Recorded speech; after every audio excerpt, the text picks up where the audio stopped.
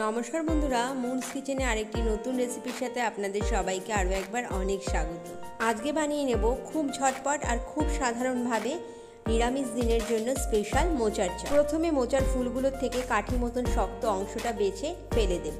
এখানে নিয়ে নিয়েছি 2 টেবিল স্পুন বেসন, 1 টেবিল স্পুন চালের গুঁড়ো, স্বাদ অনুযায়ী নুন, পরিমাণ মতন হলুদ, সামান্য কালো জিরে, জিরে গুঁড়ো আর কাশ্মীরি লাল লঙ্কার গুঁড়ো দিয়ে পরিমাণ মতন জল দিয়ে একটা স্মুথ ব্যাটার তৈরি করে নেব। কড়াতে পরিমাণ মতন তেল দিয়ে দিয়েছি। তেল গরম হলে একে একে মোচার ফুলগুলো নিয়ে বেসনের ব্যাটারি খুব ভালোভাবে চুবিয়ে নিয়ে লো ফ্লেমে গোল্ডেন ব্রাউন কালার করে ভেজে নেব।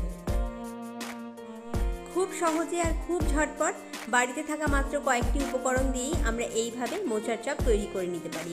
নিরামিষ দিনে গরম গরম ডাল ভাতের সাথে এরকম চপ থাকলে দুপুরের খাবারটা জাস্ট জমে যায়।